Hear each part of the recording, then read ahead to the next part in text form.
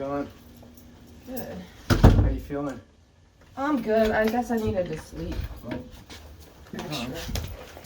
How you doing? good. That's good. Hope you're hungry. I am. Yeah.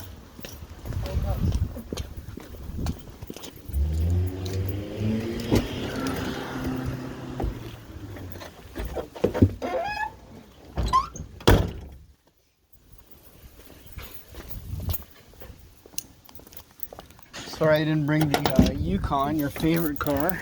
Why is it my favorite? Well, you said you liked it better than this one. Oh. But this one's just more comfortable on a road trip. Yeah. So there's this place called Thai. Okay. It's fucking excellent. When I was in town, I went there like 3 times in a row. Nice. Might help me take the brake off. The Hollywood Hills.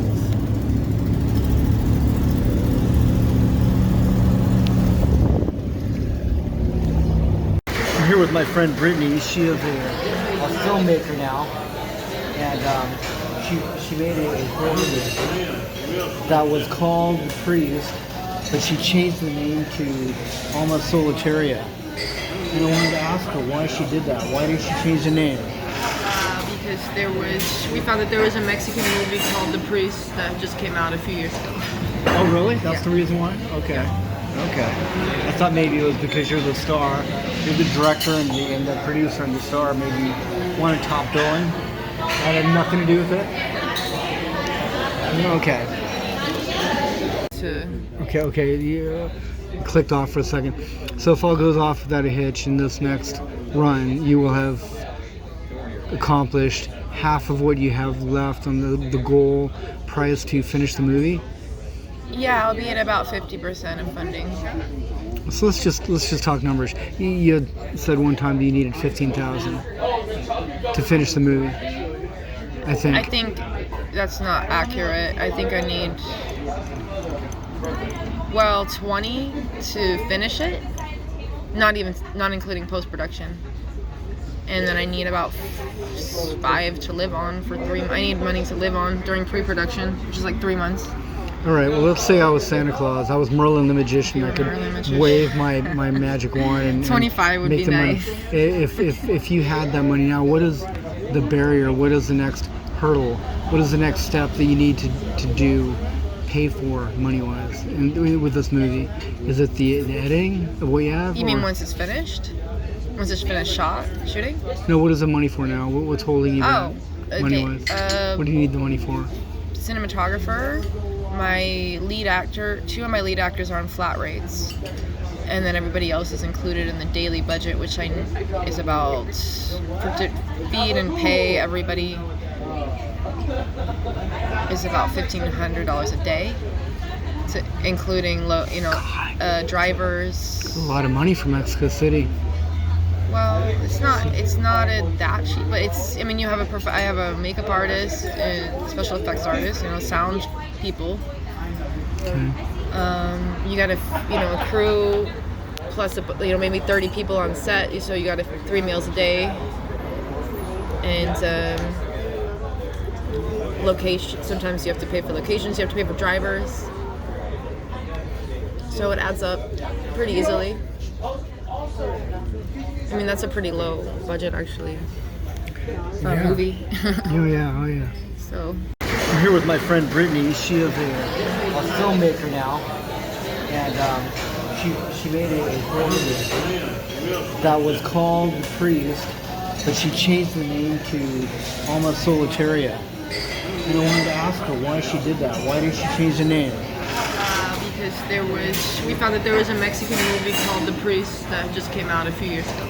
Oh, really? That's Yeah. the reason why? Okay. Yeah. Okay. I thought maybe it was because you're the star, you're the director and the producer and the star, maybe you wanted top billing. That had nothing to do with it? Okay. I'm here with my friend Brittany, and she is consenting to a video interview for her. Consenting to a video interview for the movie project she's on, and I wanted to ask her. You're doing this. The whole thing is in Spanish with English subtitles. Is that correct? And you don't know Spanish. What gave you the crazy, amazing idea to do a movie in Spanish? Well, all of my actors and crew are in Mexico. So, Yeah, we're good, sir. We're just They only come here to socialize and to enjoy the beautiful view. That's right. Can you stay over there because they don't want to see us? Famous Dantanas. Thanks, guys. She say they want to enjoy Awesome. the view, not us. Yeah, cheers. very true. That's funny.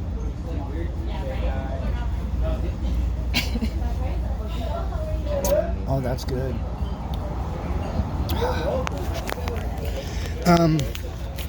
But why though?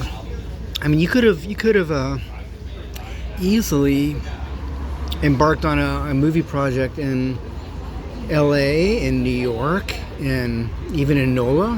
Why did you choose Mexico City, and why did you choose this story of Alma Solitaria, formerly called The Priest? Well, as you know, I was living in California around the end of the last year of the pandemic, and then when that was over, everything fell apart. So I had nothing going on here, and my life was over pretty much. Would it be correct to say you were on the rebound? On the rebound, yeah. Was that really the stimulus? Oh, I'm sorry? Was that the stimulus for doing the story where you did it? Or Well, had you... because I just left and I decided just to get away from everything, and I went to Mexico because I always wanted to visit Mexico City, but I never had a real reason, like a job or any friends or anything there. So I just said, fuck it, this is my time to go visit. So I just went for 2 weeks. Mm-hmm. And I started to pick up this idea that I had a long time ago. I wrote the synopsis when I was living in Barcelona. What year? It's about 7 years ago. So whatever that is, minus 2023. So it's been lingering around. Yeah. At that point, I had only written one scene. So when I went to... Which one? It's a scene where the girl, the main character, and the priest... At this time when I had written, I didn't write it in Spanish or anything. I wasn't even thinking about where it would be. It's a scene where they meet in a diner. Kind of like a diner like in what's that David Lynch movie with the famous diner scene? Uh-huh. Kind of like that, two people sitting across from each other having like a really bizarre conversation. Almost like what we're doing now. Yeah. Okay. Speaking of movies, this restaurant was famous for it's been in many scenes, I think. I can see that. And it's Harry Dean Stanton this was like his favorite movie. I mean, favorite restaurant. Anyway, I'm always confident. What made you pick that story though? It's sort of a revenge story, isn't it? I mean, where like the priest is a bad guy. I don't want to give away the plot, or maybe we could do some spoilers, but I mean, it seems like she, the priest he's mysterious and he's unorthodox, and you don't quite know what he's up to. You know, he has his motives that are unclear.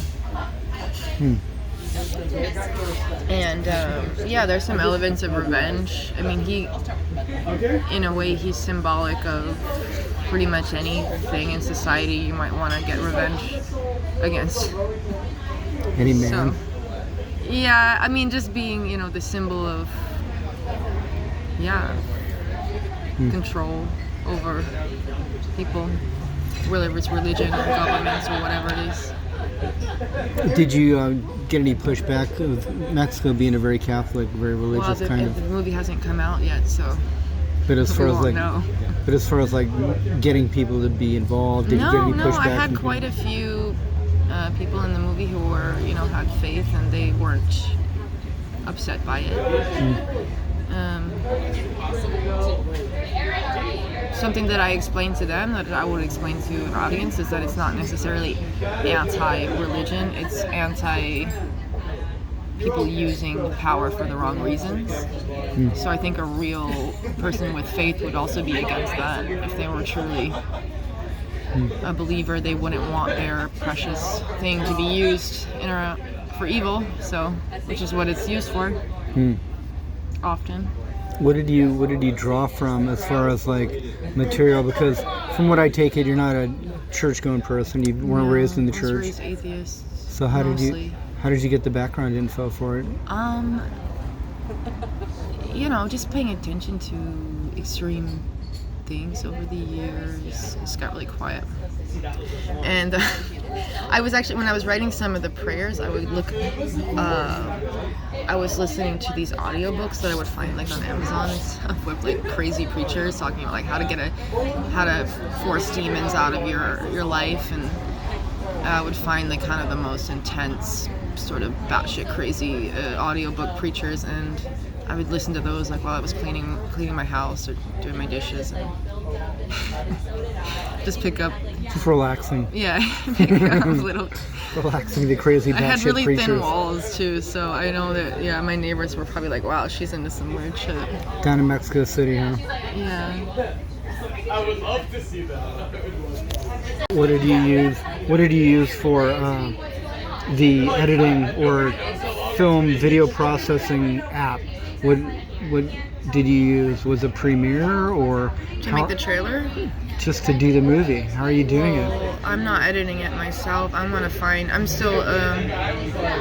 be in the market for an editor when I finish, but I want to find somebody really interesting and really good, and somebody who understands how to edit suspense and how to pick the best parts of performance and disguise things, just like a really good editor, because I don't have that type of mind for editing video. I mean, I know when something's good when I'm watching it, and I'm like, oh, I can tell that was maybe the editor's decision, because it's like a certain mindset that they would edit a film that way, but I'm not going to be doing it myself. I'm going to be in the room the entire time. Like, I want Final Cut. I want to be there for everything. I'm not just going to hand it over to somebody, but I'm going to have somebody else give me their Do you know opinion. what they used as far as an application, or is that What the did wrong they word? use? Yeah, is that the wrong term I think to they use? use all kinds of stuff. I don't know. I've never been in a professional editing studio. Okay. I mean, you have people that, for smaller projects might just edit at home, but I kind of want to do it in the studio. I don't, after going through this whole process and years of work, I'm not gonna just skimp on an editor, I want to find somebody Makes sense. good, and maybe in a studio who has equipment. Not the same person that did your trailer, because the trailers are not great. Oh no, he's great. Yeah, but that was just like a small project that we did. He's actually never even edited a trailer before. That was his first time. I know that he's good at that stuff, so I asked him.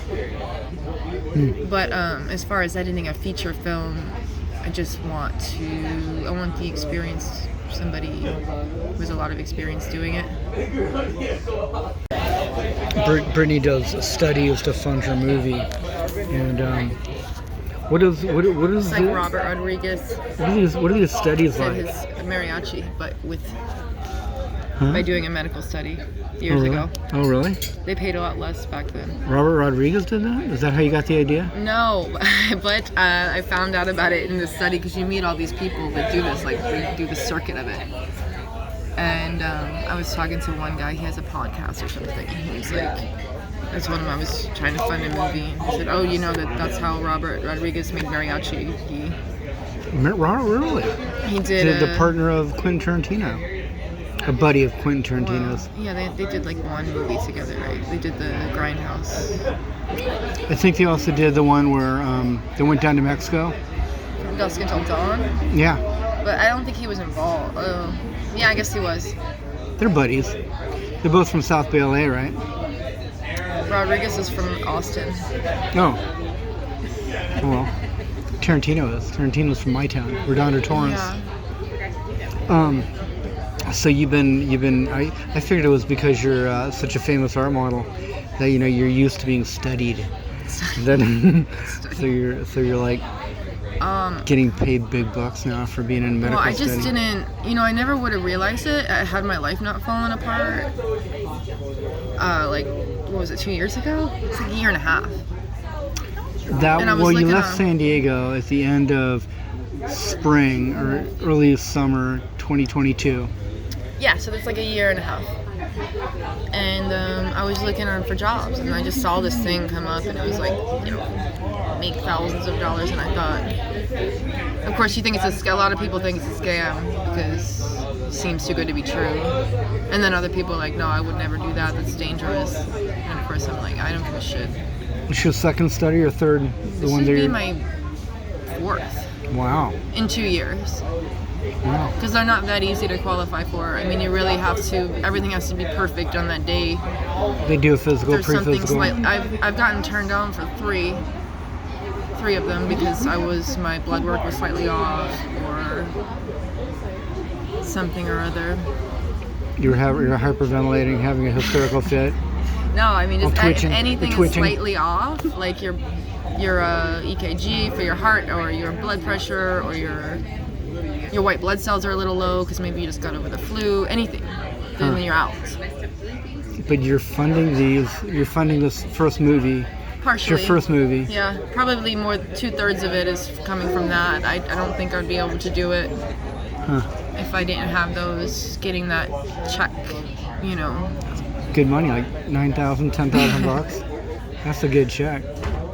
Yeah, but I've told 2 so weeks many work. people about that, and they're like, no, it's like you would think unemployed people would jump at a chance like that, but most people are like, that's weird, I don't want to do that, or they always have second thoughts and they never end up doing it.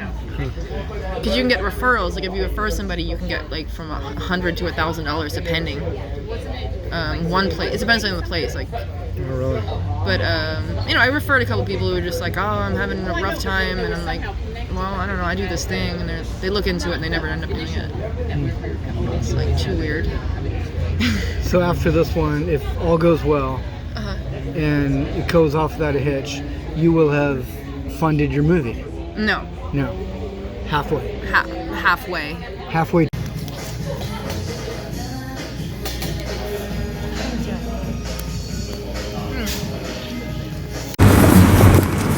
All right, so now we've got the handy cam. I'm here with Brittany, my favorite indie filmmaker. We're walking to Hollywood, right down on Melrose, and well, where are we? No, we're at the corner of Doheny and Santa Monica.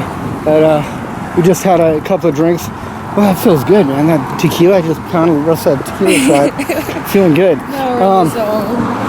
Over at Dantana's next to the Troubadour, and got the little recording button going here. So if this movie goes off really well, I mean, let's just say you're totally happy with everything, and it's done within a year, what is the next step? What are you going to do as far as distribution? How are you going to handle showing it? Are you just going to put it up on YouTube for free? What are you going to do with it? What I've been advised is festivals. I want to get the light on your face. So you want to, with the art film, you want to get to festivals first. Okay. And I guess I'll start studying. I've been off and on studying the business side of it and just talk. I have a meeting tomorrow with somebody, Sorry. an old friend in the film industry Much that I better, haven't much- seen in years. So he's gonna have a little sit down with me and give me some advice. But right now, I'm just trying to get it done. Of course, I'm thinking festivals and stuff would be amazing, but I what want festivals? to. Cannes, Sundance. I don't know. You got the big ones, but that's like they say that's like 0.0005%, or they say some people say it's political. Some people say, oh no, that's not true. It's Well, I'm sure there's probably some But politics. there's so many film festivals. See, that's one of the There's reasons. one in Berlin that's focused on just women who make horror movies. Oh, really? It's not a big fest, gotta but I'm push for definitely that. gonna get into that at some Yeah, point. totally. So I guess you start somewhat at the top first. Oh, pardon me. But if it's like the deadline, if I have to wait a year just to wait for some big festival to accept it, I'm not going to do that. So I guess it depends on when we get it done. If it's close, because I want to get it out. I don't want it to sit there for a year waiting for, some big festival to decide it's okay for them. I'm not going to do that. Well, I was gonna say now. I mean, you're here in Hollywood doing, working, and you're doing your studies and stuff.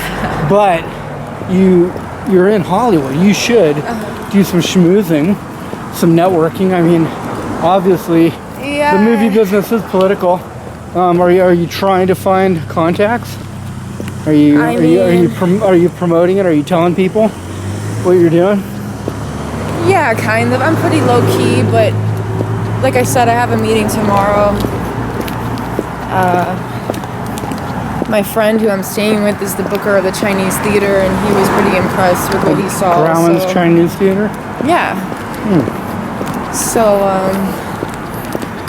but he was giving me advice. Being a theater booker, he was giving me advice about theaters as well, how it's not necessarily making deals with theaters is not always the best way to see any return on your investment, because with the way the accounting goes down.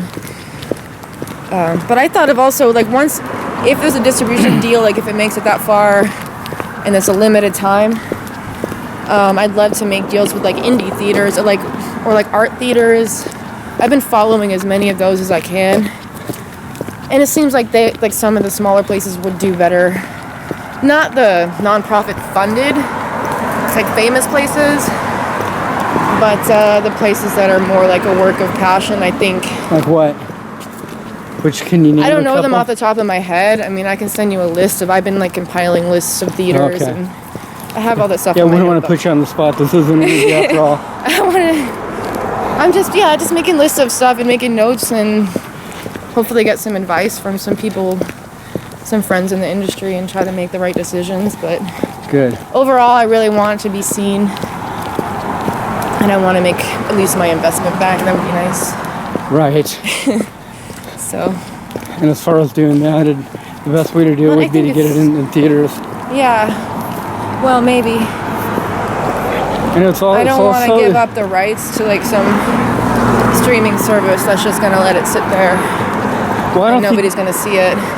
Would that be an option for you? I mean. I don't know. Who knows? They say the industry's always changing as far as like what people are looking for. Because I mean, if you were to write a different story, and Netflix approached you, that would probably be your pattern. That would be the way to do it. But I mean, supposedly, you went a completely different route.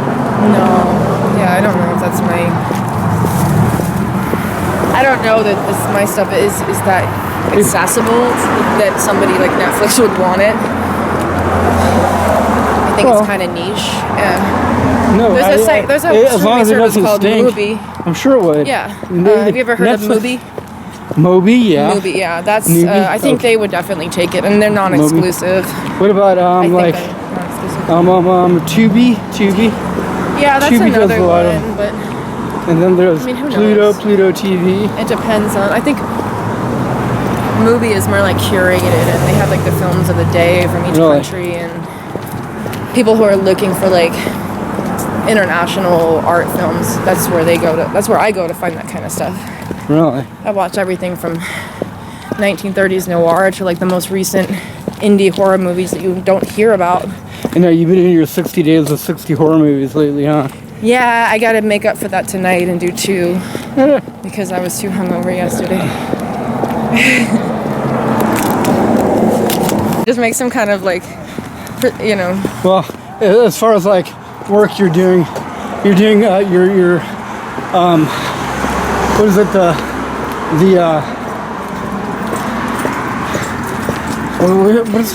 studies? They're called studies. Yeah, you're doing studies, and also you're a dancer. Off and on. You're a stripper. Pole dancer. Pole dancer. Interchanger. Adult entertainer. Well, no. Not too adult. But I mean, it's adult entertainment because you're dancing for men over the age of 18. Okay, whatever. And I mean, as far as like. Yeah, I got out of that business for a long time, and then you want to make a movie out of your own pocket, you got to find as many different avenues. So you got to swing around the brass pole a couple of times. You're good at it. I mean, I'm sure you're good at it. You're an art model. It's really good exercise. I'm like, I got a 6-pack again. I've been in a 6-pack Really? since I was like 25. Oh, there you go. Right on. Okay. Still rated G. So rated G. But I'm trying to think. I can't. This is kind of like you're breaking new ground here. You're a person who is doing something that is new and revolutionary, because I can't think of anybody who's made a feature film that comes off the top of my head that is a dancer. Really? You I know? think there was. What was that movie? There was one. Juno? Okay. She was the director of that. Okay. Yeah. If you say so. I wasn't aware of that, but that's good. I mean, you would probably have heard about it by now. I mean, maybe there's. Might be others. I mean, this is Hollywood. People make money all sorts of ways. You know? And Yeah. but the thing is, I'm with old school. I try to, keep it a certain. dancing is legal, though. It's within the bounds of the law. So, that's good. Safe, It's safe, and you didn't want to do it in San Diego though, because they wanted to have you do a police entertainer's permit. Remember, you didn't want to What do kind of that. nonsense is that? I know. The shoe is really hurting me. Really? Yeah. She bought some leather shoes over at a store on Melrose boy. that are leather and haven't been broken in yet. I tell you, if they're good leather, they have to be broken in. So yeah. you're gonna have to go through some torture. I just wasn't in the mood for this yet. Ouch. But the good thing about being a dancer is you can go anywhere. Pretty That's much true. any city in the U.S. has. That's because, it's not as lucrative as people think, or as it used to be Oh, right, with the internet. 10, 15, 20 years ago. If you want But, to see a girl, you can just turn on your computer. yeah, but I think the lure of it that gets people stuck in it more is the freedom,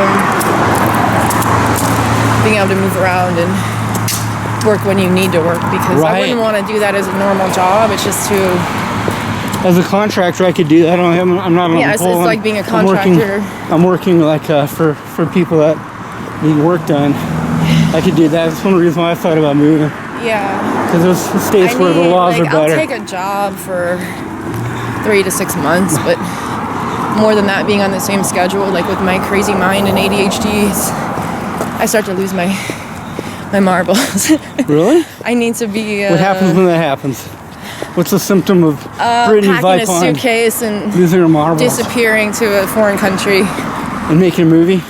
making a movie? Yeah. That's a good thing, though. That's a good way to be crazy, Yeah. isn't it? Yeah, I think so. I mean, Try to channel it. I'm thinking, I'm hoping you're gonna be doing more of that, because the I already trailer started that I writing saw. the next one. Oh yeah, I saw that on Facebook. You on Instagram, you had mentioned that you were already thinking about doing the next one. I wrote the synopsis in about the first 3 pages. What is it? Can you tell me about that? The next one, Yeah. it's going to be called Jane the Ripper. Ooh, another revenge horror flick. Yes. Who doesn't love an anti-hero? You found your genre. You found your category. Brittany, the revenge horror flick director for women. Gotta get your demons out somehow. So did she kill men? Men that are attracted to her sexually? What would be the inversion of Jack the Ripper? Oh, she goes after male prostitutes? No. She's a rich woman? No. What? Her clients. Oh, okay, so she's a prostitute who kills Jane the Ripper. clients. Okay, yeah, by the inversion of... But it's not that simple. It's not that simple. Okay. That's just... That would give you a synopsis, but I want to make it tricky, Geez, we're climbing up the hill here. Sports fans to Sunset Boulevard, and Brittany is taking me on a long walk here. It was your idea to go to the snake pit. I know. Well, we're not going to the snake pit. We're going somewhere else. We're just walking. Well, I'm getting hot. I know. The snake pit would have been that way on Melrose. Well, then where are we going, bro? We're going up the corner, and then we're going to turn around and go back. Fuck you. I know. I thought we were going to the snake pit. Sorry. How's it going? Thank you. air conditioning. That's what makes me sick. Sleeping with AC on. Really? Yeah. Okay.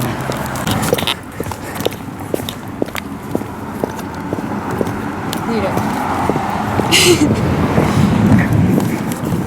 I made Brittany walk and talk. She thought we were going to the snake pit. I thought we were going to the bar. That's why I was walking so fast. Yeah. Walking fast to get into that bar.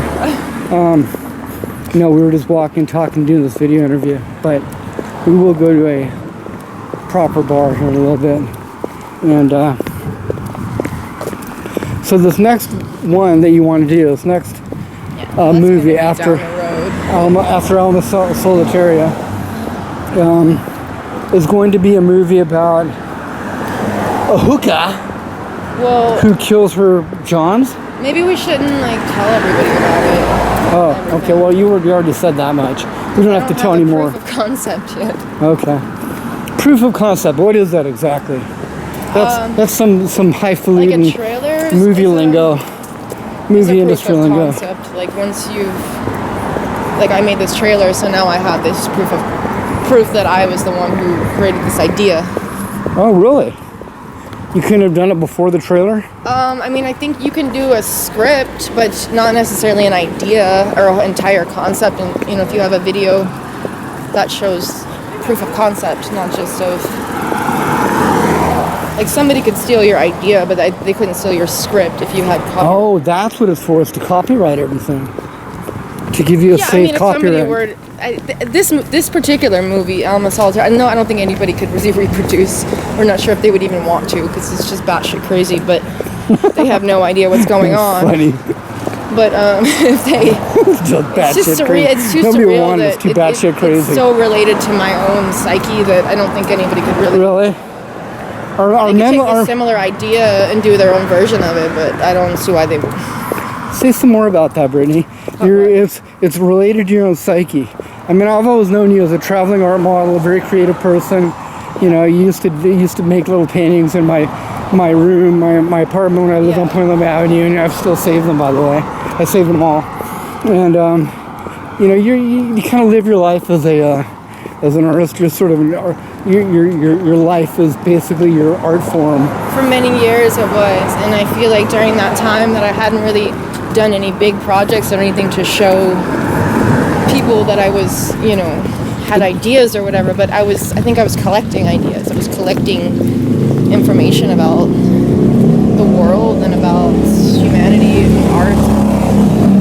Okay. It's all stored in my brain now, and now I have a lot of ideas to put out. You said when the motorcycle went by, you said you collected information about stories and art. About what? Just, you know, all the conversations, traveling the world, meeting people, spending time with strange people, spending time with artists, being a vessel for other people's art as a model, and just all of that time, you know, building up all of that material in my mind. But I never knew that you had these. I mean, if it's about your life, about what's been going on in your head, it's kind of scary and violent. Well, yeah. Is that what's going on in your head? Like, I've never thought of you that way, though. I've never thought of you that way, you know? No, scary and violent? No. Scary. Weird, yes. Weird. Kind of antagonistic and... Antagonistic, yeah. But not that bad. A lot of the scenes, or many of the scenes, are based straight out of dreams that I had over the years. Oh, really? Some of them going as far back as, you know, 18 years, 20 years. Dreams, huh? Yeah. Talk about that. Dreams that stuck with me and never left. Like which one? Which scene? There's a scene where she is wandering through the forest, and these monks come out of nowhere. These come out from behind a bush. Monks? Yeah. Like people of a religious order? They're all dressed in robes and shit? Yes. Huh. And they have worms, and they have a long white sheet. They have worms? Yeah, a bucket of worms. A bucket of worms. And a long white sheet. Okay. And they wrap the sheet around her, and they fill it up with the worms. Really? And then they start praying. What the? Really? Yeah. That was your dream? That was directly Really? from a dream that I had. Yeah. That's kind of fucked up. Yeah, it was actually kind of terrifying because. Okay, stand by, record. Okay. How much did we lose? We can talk it again. No, okay, I think we got most of it. Did I hit the standby? Okay. Okay, was it shooting photos? Okay, so you had this dream where the monks, the religious guys come out of the forest. Yeah. The protagonist, the woman. Well, actually, it wasn't in the forest when I had it.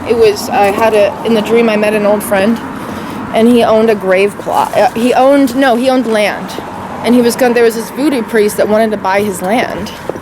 And for some reason, I was trying to talk him out of it. I'm like, don't sell it. It's like sacred land or something. I kept saying that. So we got into this boat, and we rowed this old rowboat with this voodoo priest, and we rowed across this body of water, and we got to the land, and it was just like a grave plot, like an empty grave. And when I got there, suddenly all these monks, there was this line of people who were like mentally challenged or mentally ill. The retards. No, see, you can't say that on camera.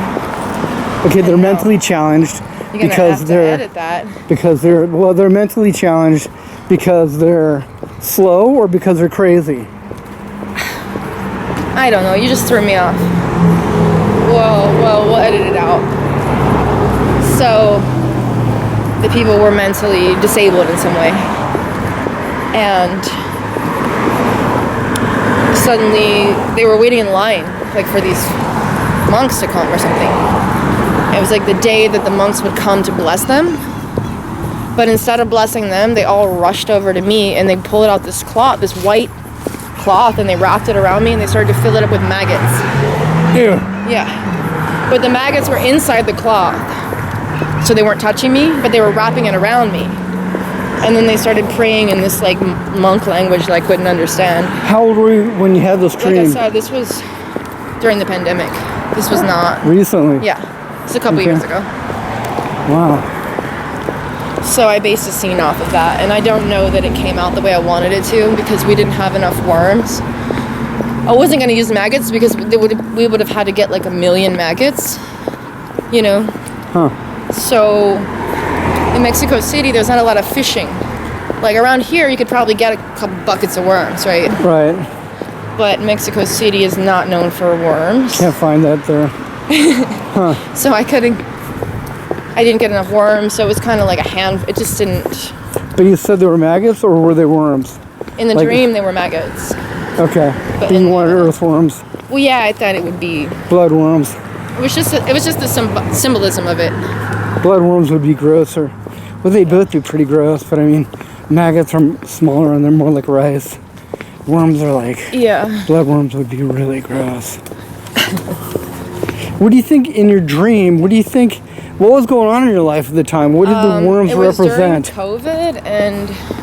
When you were living in NOLA or when you were out here in San Diego? Actually, when we were driving through Vegas and we were staying in a motel room, and I had this dream and I just woke up like with chills in my body. I just felt a mixture of like ecstatic and terrified. It just had such an effect on me that I thought I should definitely put it into the movie, you know? Okay. But I think I looked it up and I was trying to figure out the symbolism of it. And maggots, the thing about maggots is they only eat dead flesh. Oh. So like during in the wars, you know, before they had enough medical stuff, they would put maggots in soldiers' wounds. Because they wouldn't eat the living flesh, they would just eat the dead flesh. Oh. So I thought maybe it had something to do with like taking dead parts of me out. It could be like symbolic. Maybe.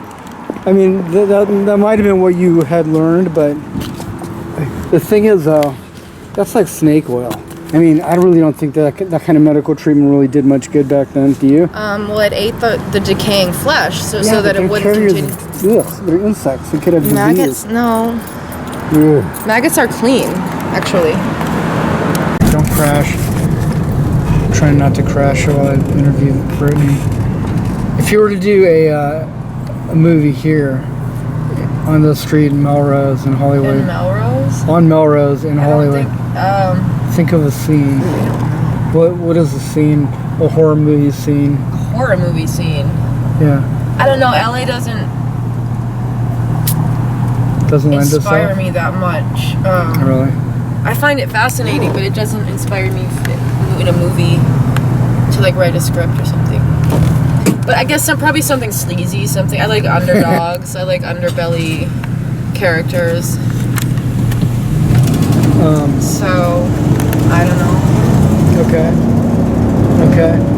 I just So think of LA in this. I think of LA in the 70s. Maybe like something set in the 70s would be fun. Well, that would be pricey. Because extremely. Doing That's why I'm something not that gonna is do it. more.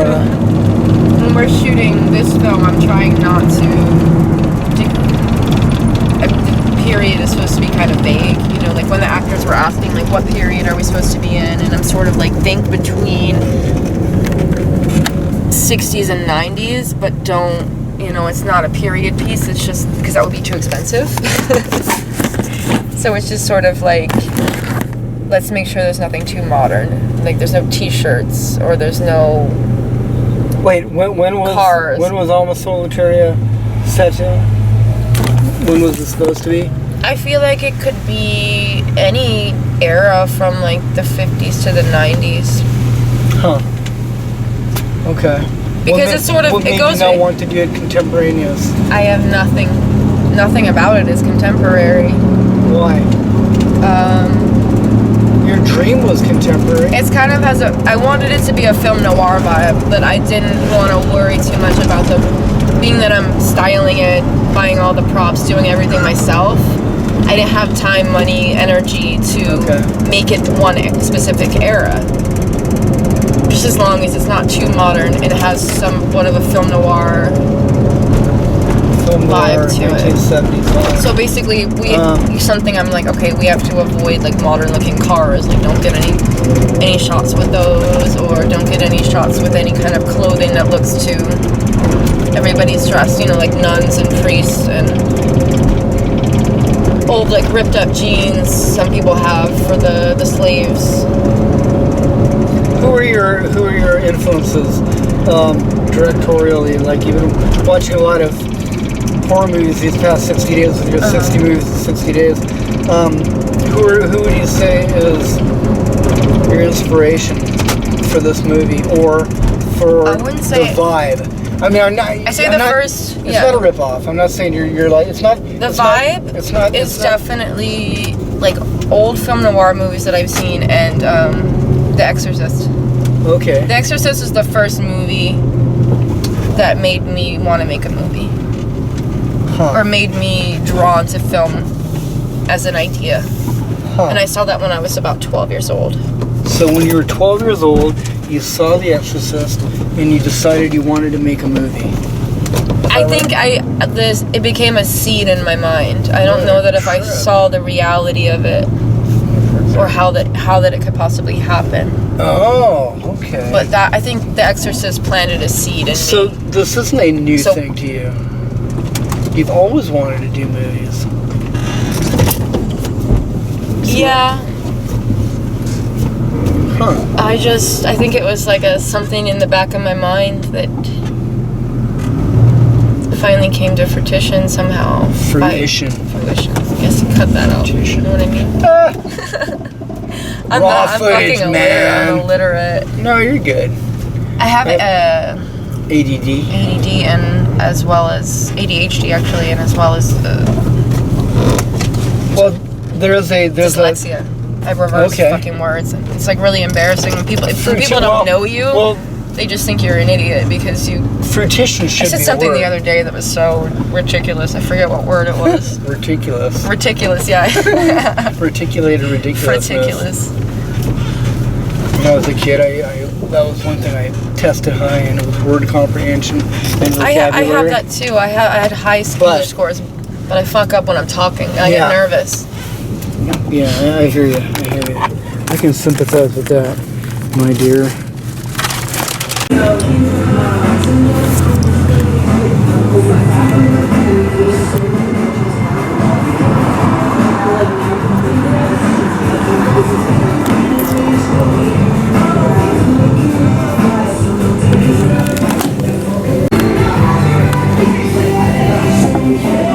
Cheers to making cinema magic.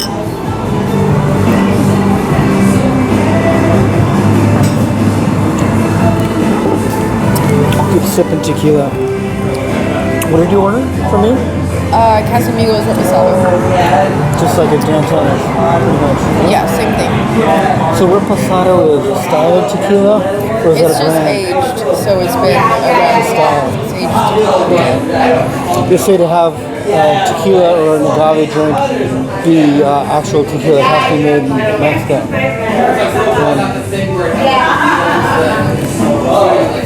Casamigos is made in Texas. I don't know. Oh, really? I don't know where it's made. But then it's not tequila. It's definitely tequila.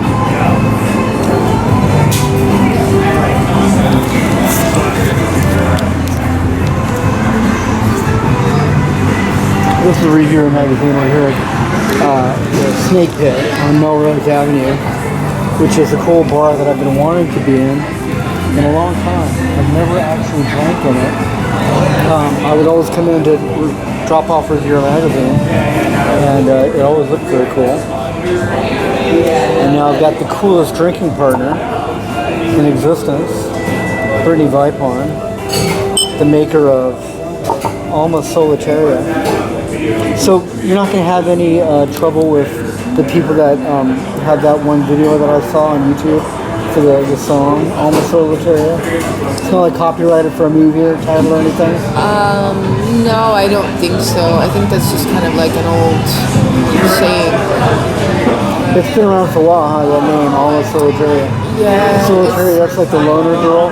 Solitaria, sola, alone. It could mean, it Taria. means, literally translates to solitary soul, Oh, really? but it's also Alma soul? another name, solitary soul.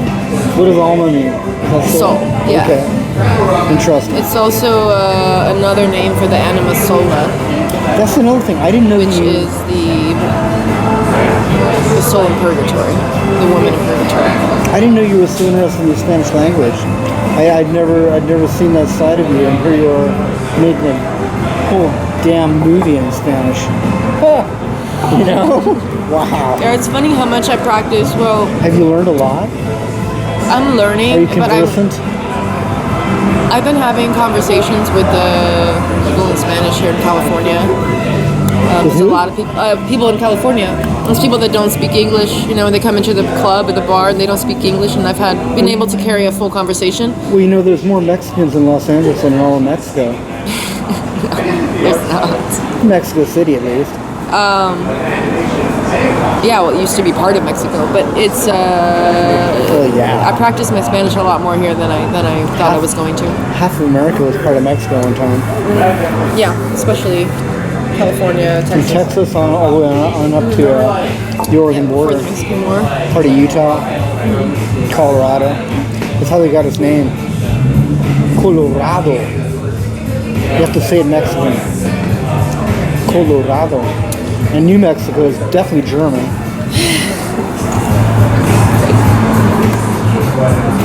You know, if I was to put it on a scale of 1 to 10 though, as far as the impressiveness of this little venture, this project that you're doing, I have to make it a 10.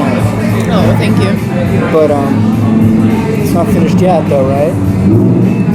No, I'm still rewriting. I'm still rewriting it. The second half. And you have a bunch of I money. rewrite it every day. Yeah. Yeah. Yeah. I need. I thought that you had finished the filming because you were like doing backflips on Facebook and Well, on Instagram. finishing saying, half "Woo!" of it is a major feat. Yeah. But you're pretty especially- confident. You're confident it'll be done, right? I'm confident. It's gonna get done.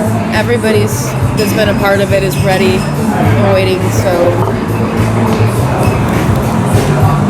I was nervous about how long it takes to do the second half, but I keep in touch with the people and everybody's gonna be around. So it's gonna be a disaster losing. If we lost the priest, if something happens and he Really? couldn't do it, that would be a disaster. Or What would you do if that happened? I don't know. Maybe we. Rewrite him out? Rewrite the scenes where you made do No. without him?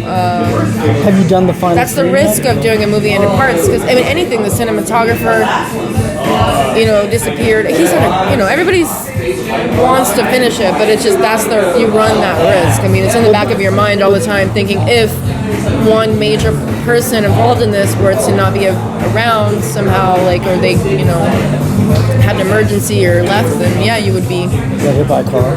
Yeah, well, I try not to think dark in a dark way, but you know, you never know. There's been Somebody movies could where that has disappear. happened. There's been movies where that has Yeah, happened. maybe they moved to China and changed their name and can't find them. Kevin Spacey got arrested for child molestation. Did he? Yeah, remember? No. Something. He got arrested for something. It's He like, did something with the young boy. nah. Well, that's terrible. It's not. This conversation. Living conditions.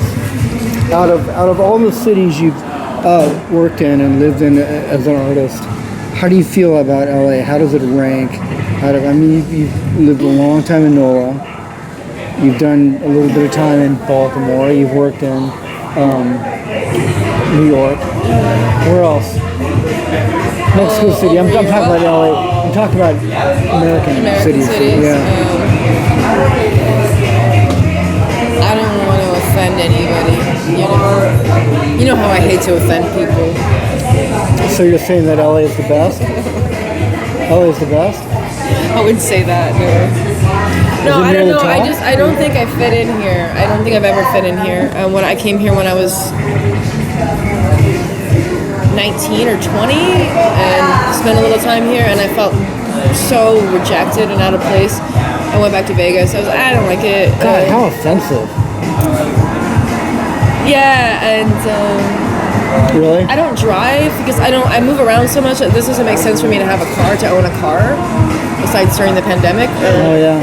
So the public transportation is an absolute nightmare. I spend sometimes 4 hours a day on the bus. I remember you when you were 19 or 20. You were a total ball of nerves at the time. A ball of what? Ball of nerves. Oh yeah, I was so raw. insane. You were so raw. You were such a sensitive girl. I mean, you were such a sensitive girl. You were so emotional. So And emotional. at the time you were working with Wolf, weren't you? Yeah. That photographer. Whatever happened to him? He disappeared on me. But you know, You fair offended enough.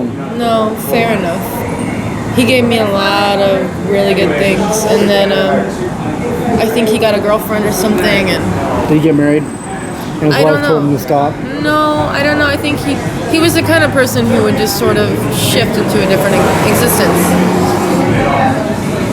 And I think eventually he just sort of shifted and became somebody else. He worked in the film processing industry, didn't he?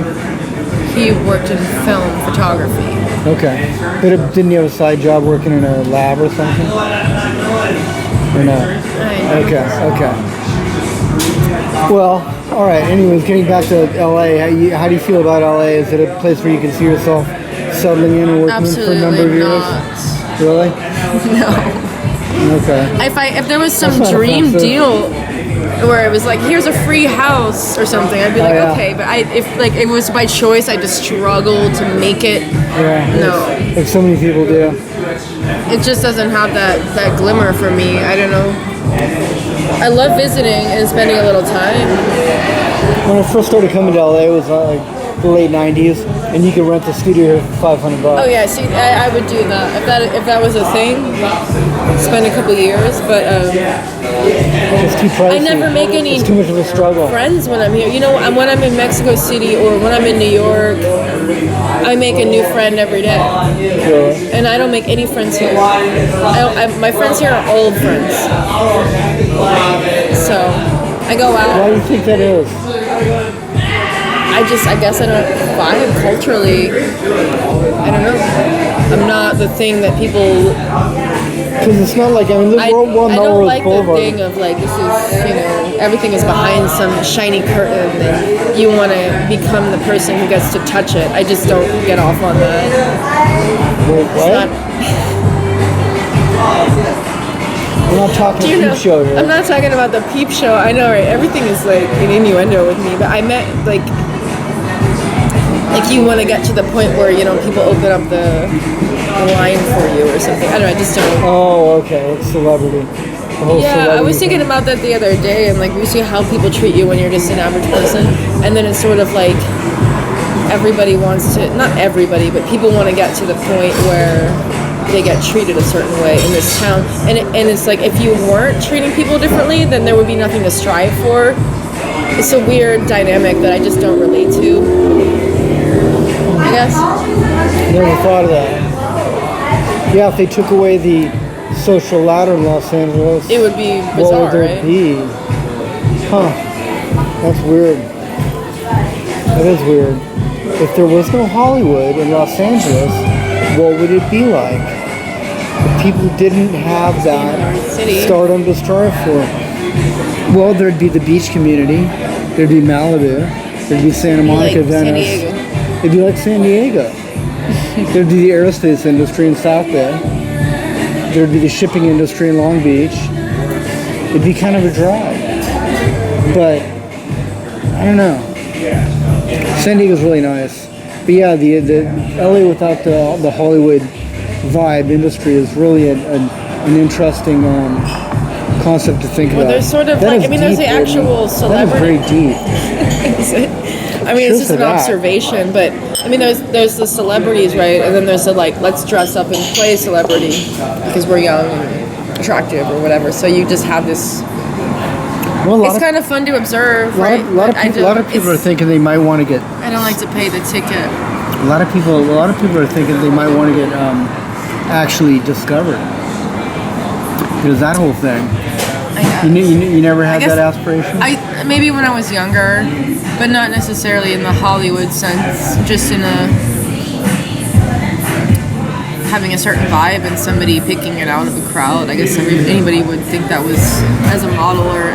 You wanted to be. I never really. I was never desperate to be an actress. I don't think it's my main talent. I don't think it's my talent. You've had some You've had some success in being recognized as a good art model. Yeah. I mean, you were in that the magazine, world, yeah. and yeah, you made a living at it, and you were in an issue of what was that magazine? Nude magazine. I don't know. There was a bunch of those sort of arty magazines that published stuff. Because of Wolf. Nothing that big of a deal. I mean, just various. That is an amazing concept. Thinking about LA without the Hollywood scene, what would that be like? Wow.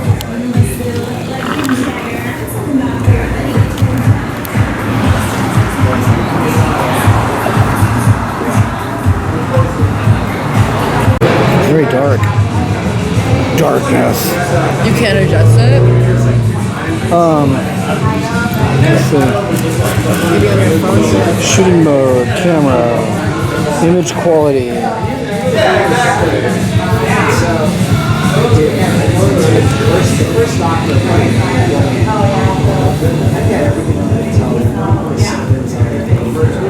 No, we can't adjust it. Not until I turn it off. Should I turn it off?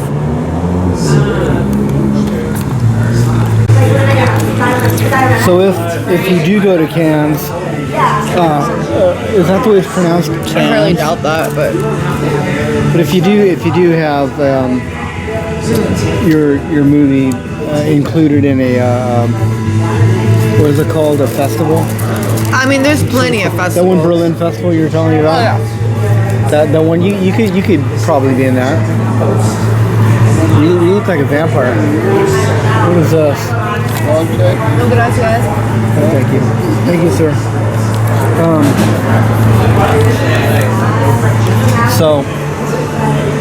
What? Yes, that was hot sauce. You drank hot sauce. Delicious. You like that, huh? You like It's just that. buffalo. It's not the real thing, you know. It's not Tabasco. I like that on the weekends, but You favor Tabasco guzzling for the weekend. Shot of Tabasco. So you were telling me about this one festival in Berlin that yeah. is dedicated for women that do horror. Yes. And It's a smaller you should one, have but a I good would shot at definitely. that, right? Oh yeah, I think that would be a guarantee. All right. And you know people in Berlin. You have Yeah. friends in Berlin. Yeah, I do. I've been meaning to get out there. So So dark. we're very probably not in the best focus, but the audio is coming through, I'm sure. Well, tell me about that. How long has that been around? How do you apply for that? First of all, you have to have a finished film. and then you just send it in. You send them a copy of it on disc, or you drop I guess I'll figure that out when the time comes. it. Yeah. I'm kind of really focused on just doing the best job I can do Yeah. with the material. A good answer. It's a very good answer. You had a different main role character that was that fell out. He didn't work out for some reason. Is that right? What happened? The priest guy. Oh, you paid attention to that. I think I remember that. Yeah. Yeah. We auditioned this guy. He was an older guy. He had a lot of acting experience, and I auditioned him for the priest, but he just didn't fit the priest, because for the priest I was looking for somebody who had the ability to show a lot of anger and passion. Oh, and this guy and was too kind old of and darkness. He was mellow. He was kind of kooky in a fun way. mellow. Oh. But he looked more like a wizard than a priest. And that wouldn't work for. Yeah, he the just priest. didn't fit. But I loved him so much. I thought he was great. So like Were you bummed out having to let him go? No, I didn't let him go. I asked him if he would like me to write a part for him. Okay. So I wrote a separate scene. I wrote him 2 scenes. Oh, okay. Yeah, and I sent them to him, and he read them, and he did great with one of them. He was like sort of the priest mentor, like an older priest who had known the priest for a long time. And so, and then I wrote him another scene. He actually complained that he wasn't being challenged enough as an actor. So I said, okay, what do you want? He said, I want something really intense. And me and my assistant director, who plays the nun, we were there, and she speaks English. She doesn't, so she was translating. She said, what does he want? He's like, he wants something really intense, really aggressive, really, he wants to be evil. He wants to challenge himself. So I'm like, okay. So I wrote him a really gnarly scene where he gets to, was supposed to do a really intense role. When it came to rehearsals, we were in rehearsal, and he comes to my assistant director and he says, can we stop all the yelling? And I said, what? And she said, yeah, he wants to know if we can bring it down a notch. I'm like, what do you mean? You mean his role or the whole film? And she said, the whole film. And I was like, so he wants me to rewrite my film for him? There's a lot of yelling in it. Not really, but we were. For an old man, there is. I was rehearsing some of the more intense scenes because I felt like those needed to be rehearsed the most. The stuff where you have to actually be. So this guy's an older man, and he's an actor in Mexico City. But it was just so strange because he wanted to be challenged. Not well known, but he was on Netflix. He was on a couple things. Huh. But it was just so strange because I asked her, I'm like, didn't he say that he wanted to be challenged and to play something more brutal? And she said, yeah, that's what he said before. But now he's saying he doesn't, he wants it to be brought down. And I was like, it was so bizarre. I'm like, okay. Huh. So when it comes the day before shooting, he backs out of the whole thing. What? He says, I'm out. And I had already reserved the location for his role. He's in a. Why? He said he didn't understand the movie. He didn't understand the need for his character. He didn't understand the reason for his character. Huh. And I had told everybody that this is a surrealist, kind of bizarre, people had to put their trust in me in a way. I said, just trust me. Like, I know it might not make perfect sense, but if you're doing a small role, you shouldn't need to understand the entire vision of the director. You're playing one scene. So it's like just to, Sounds like a very serious actor. He was serious, very controlling. He would bring us this stack of books to rehearsals that were like these old surrealist paintings of like erotic, he brought this book that was like all the perversions in the world being like painted by he was very kooky. So I thought he would have loved it. How old was this guy? I don't know, maybe 70s. It is old. He was very coherent, but it was really unfortunate that he dropped out because I wrote. So he's not in the movie at all? No. And I think it was a rash decision that he made, and I think it was the wrong decision. I think he should have been in it. Do you... I had to replace him with a random actor, and it was unfortunate. The guy really didn't fill the role very well. Do you see from his side what he might have been talking about? No, I think that he was just upset that he wasn't as in control as he wanted to be. He wanted a bigger I mean, role. who goes to a direct? And I was saying to my assistant director, like, if I had been a man or a male director, he never would have done that. I mean, who goes to a director and tells them to rewrite their film based on their part? I don't know. I can see that happening, and I don't there are know. other I think movies. it was. I think if I had been a man, he wouldn't have done that. Not to Really? bring like misogyny into it, but it was just like, who does that? Like, who tells somebody, hey, your movie's too aggressive? Can you bring it down a notch? Like, what actor does that? You know what I mean? You should be grateful to have a role and to be being paid. And it does sound like something a 70-year-old man might say. it was just so bizarre. I was bummed. I was really bummed because he would have played the hell out of it. Wow. Very stressful. And then but they have a house together. Where'd it go? There it is. She put her shades back on. Can't you take them off? Let's at least get one shot without the shade. There we go. See, look at that. All right, that's good. She's worried about her tan. You say you want to get more of a tan.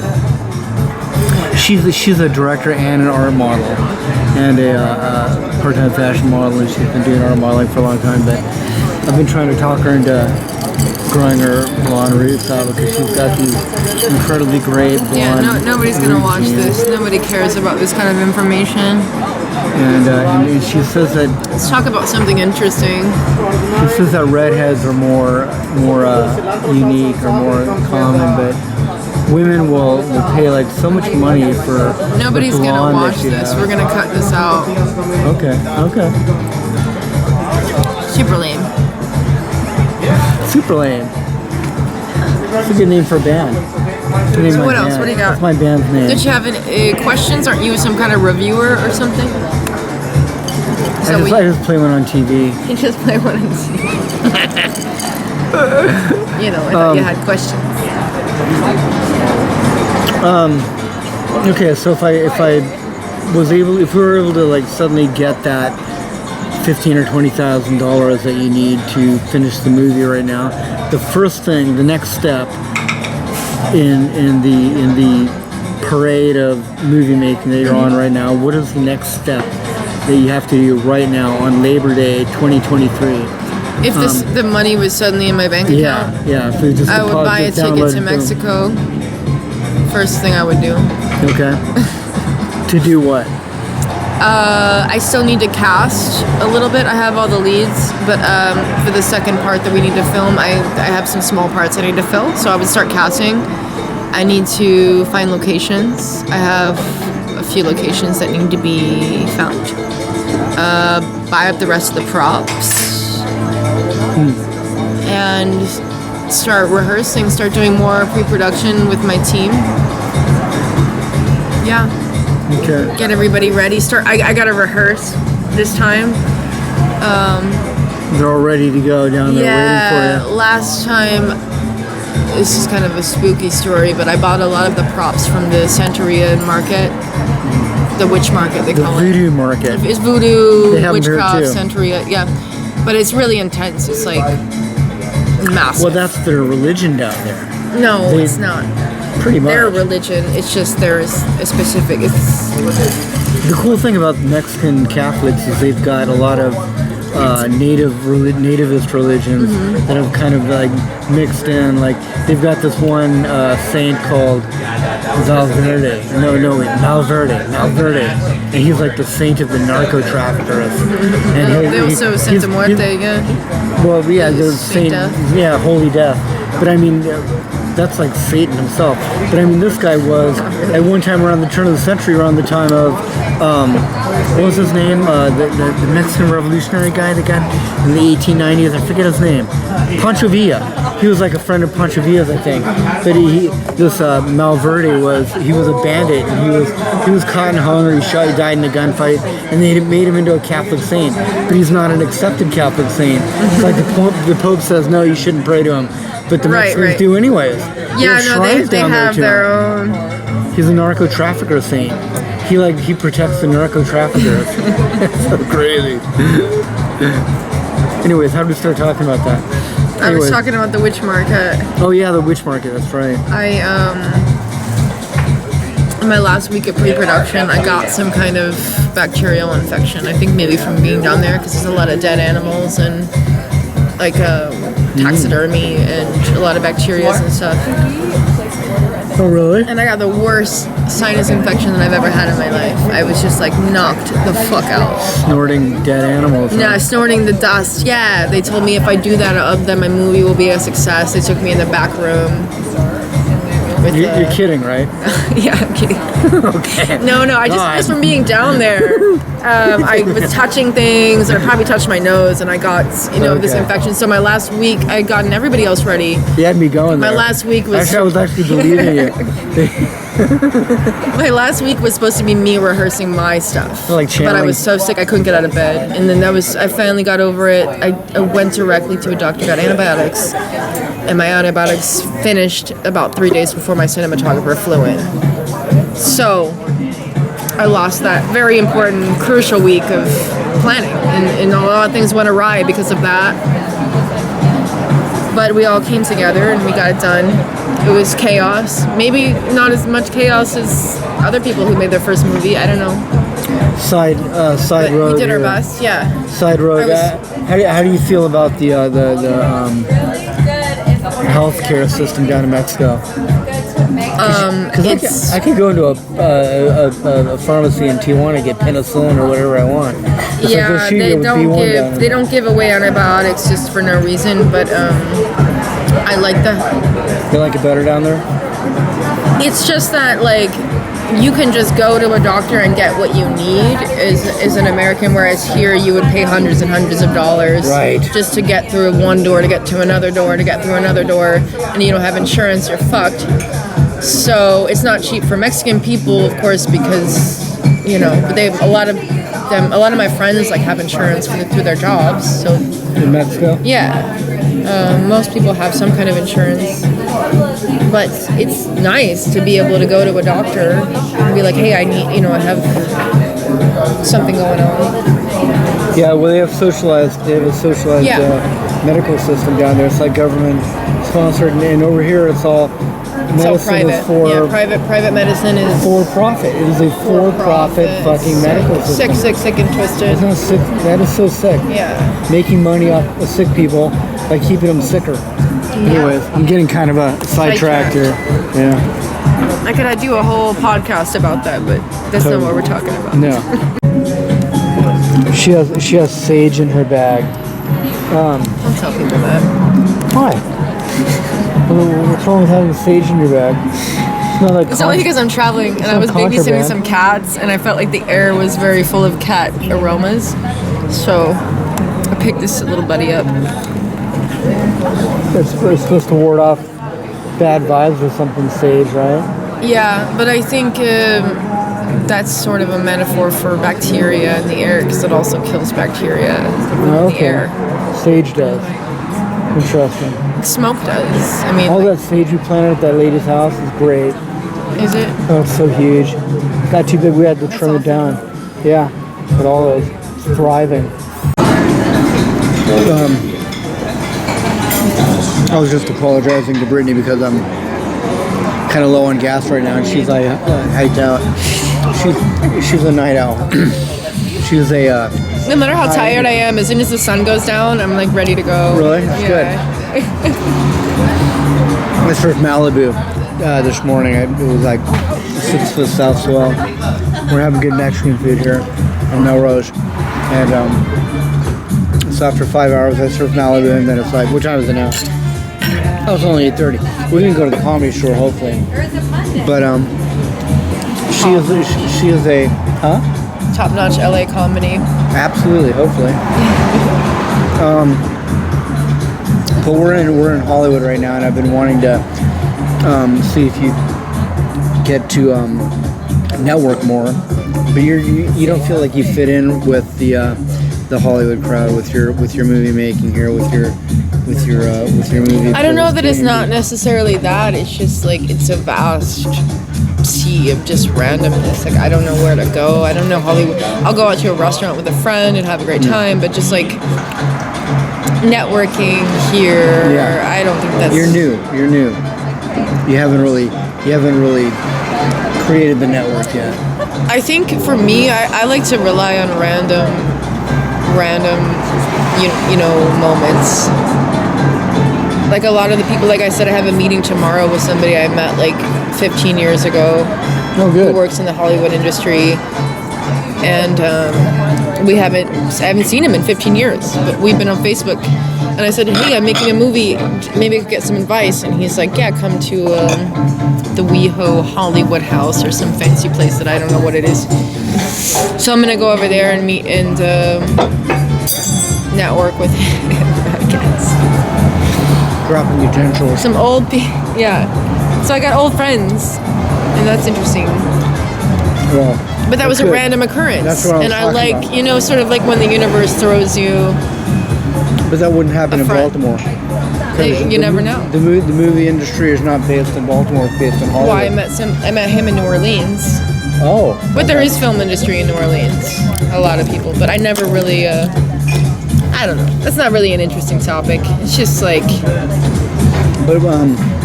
But you're kind of right in that your movie is definitely not Hollywood centric. It's not your typical Hollywood indie movie. no. No, at all. Because it's At best, bilingual, it could it's be a Mexican. cult. Yeah. It could become cult. Do you ever regret that you did your movie in Spanish? Never. No. I think it's good.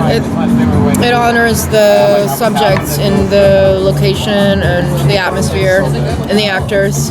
It allows them to portray. Some of my actors speak English, but a lot of the small parts do not. And to do it in English, I think would have just been. It's like whenever they did that German Nazi movie in English, and Tom Cruise was playing an official with no German accent. And it was just so ridiculous to look at. Or like that Russian So, movie yeah, that they did. I don't know, it's just so stupid to me. Where Harrison Ford was speaking English with a Russian accent. Yeah, with a Russian accent. They do that sometimes, and I get that people want to see things in English and it's economically makes sense, but I didn't want to do that. I wanted it to be in Spanish, and I wanted the actors who were Mexican native Spanish speakers to act in their language. It made it difficult for me, but it was a challenge, so It would be difficult. You don't speak Spanish. I can speak conversational, medium conversation. I can't have like a super deep conversation, but I can I hear you. introduce myself and meet somebody and have a talk. You can order food. I can order food. But is that because you've worked as far as you have right now in the Well, movie? Is that I was- now, or are you talking about now compared to when you started? When I started, I was just doing Duolingo every day. Hey, are you going to eat that one, or should I? That's for you. That's for you. I had enough. Yeah, that's like spice to it. Agua chili. Rob's first agua chili. Yeah, it's good stuff. It's like fermented in lime juice or something, right? Cooked in lime juice. Like ceviche.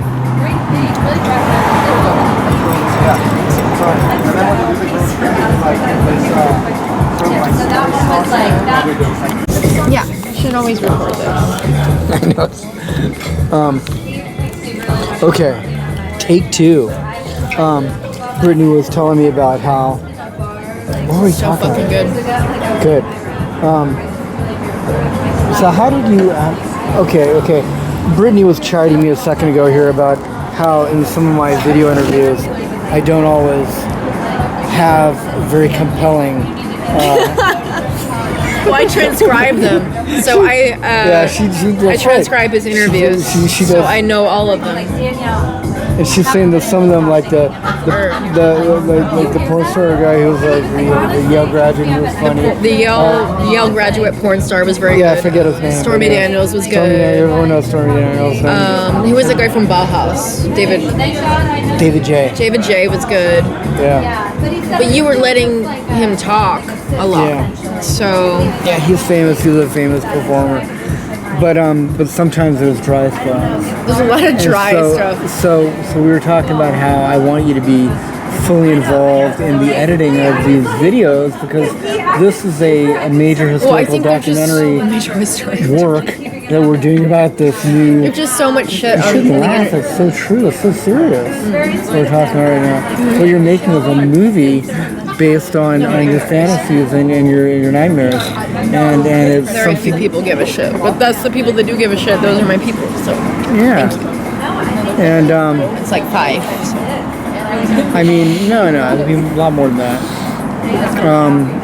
There'll be millions don't of do it people for that that. will We don't do it that for that. will It's that not will why we that do will it. that will watch and appreciate what you're doing with this movie making. But you were saying that when you made the trailer, that you had somebody who was not emotionally attached to the movie, and you wanted it that way because you didn't want interference. Well, you were starting to say Just something. personally, I decided to work. Yeah, I worked with somebody who had nothing to do with the movie, which an editor usually doesn't. But it was as we were discussing, me with my emotional attachment to it, the things that I would think that would be good to show in a trailer.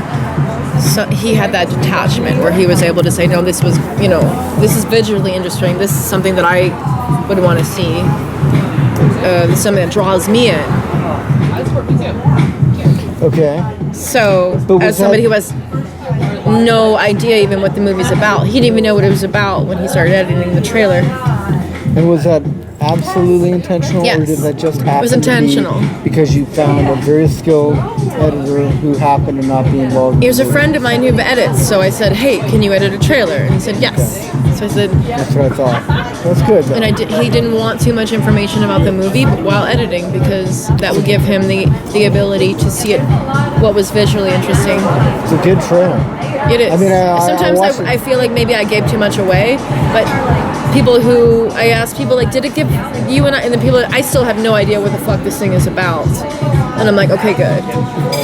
But I asked my cinematographer, who's, he's young, but he's a bit of a genius. He's very smart. And I asked his advice, what he thought about it. And he made some good points that were like, no, to not use dialogue and to, that I was putting too much out there. And he has some opinions of it that it should be, he would have done it differently.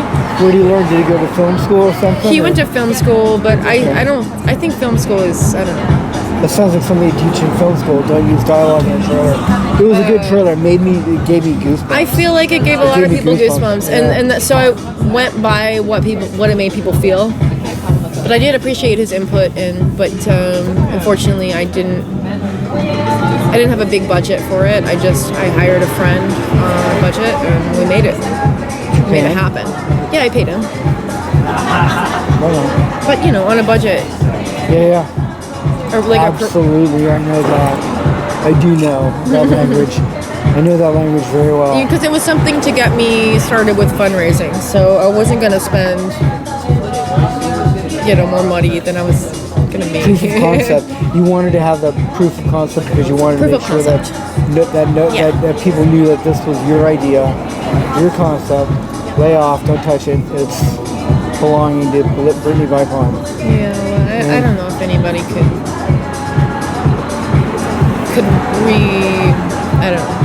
recreate what we did The Mexican without Exorcist. knowing the Mexican. It's almost fine. Do you want to go to the comic store? It's an inversion,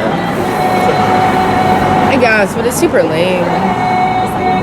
It's not cool enough for you? No, it's not that. It's just that I don't know, up and coming stand-up comedy. Just sit back and laugh at him. Come on. Tired. Are you tired? Well, we'll see. What is that? What do you think it is? It's some kind of delivery service. Yeah. I've never seen that before. Is it? What are you? Are you a delivery service? Hi, hello. What does it do? It just drives around, delivers food? Huh? What language do you think it speaks? I don't know. English, I hope. Hello? Are you intelligent? Can you communicate? What a trip. I want to go home. I'm scared. Okay. Let's do that. Brittany style. Oh. She's just a girl that get you right. Mark Lanigan. How did you get the, do you have any music soundtrack for Alma Solitaria? You could see I'm noisy right. You could see I'm noisy right. Do you I just have, wanted it to be like. do you have music soundtrack for the movie? Oh well. Did you find rights to music? I have plenty of musicians. I know, but for the movie, did you get movie music already? Soundtracks? I'll get the rights to the songs that I choose. I have plenty of musicians that have music from me. Oh, you recording me? Yeah. Don't do that. I thought you wanted it. No, I'm bitching right now. No. Being a bitch. Stop being a bitch. Okay. I said I'm gonna have somebody do the score, and then I have friends. I got plenty of great musicians that I know that I think would be interested in having them, and I'll give them royalties, or I'll give them a flat fee, or whatever. We'll discuss. You'll figure it out. We'll discuss what I can offer, and So you are having a music soundtrack. There is a absolutely, music background, yeah. okay. That's. It's not so arty that you don't have music. Was gonna have a score, but that'll be different. Okay. So the name of your YouTube channel is Montago Productions, and that's the name of your film making company. Where'd you get the name? Montago is from where? Montago. Yeah, It's actually a funny story. There's an old movie, a Japanese movie, horror movie, kind of very campy, and it was called it had many different names. When they translated to English, they put English overdubs on it.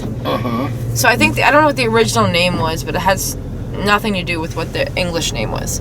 So in English they called it. There was two names: Attack of the Mushroom People, and they also called it Attack of the Montago. Attack of the Montagos. So in my mind, I'm obsessed with mushrooms. You know this. So I thought that a Montago might have been like Japanese for mushroom, but it's not. So I looked it up, and I was like, well, what's a Montago?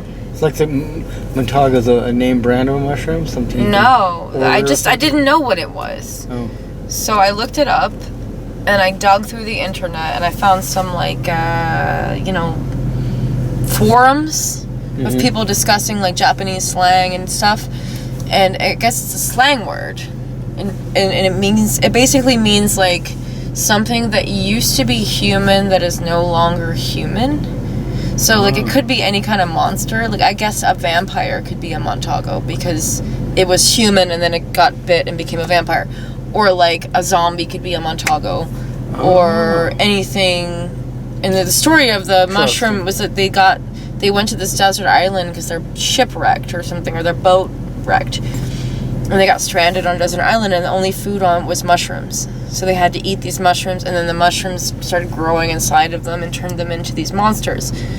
So that's like what a Montago is, something that used to be human that transformed into something else. Interesting. See, that totally takes it down a different path for me, because I thought Montago was a Spanish word.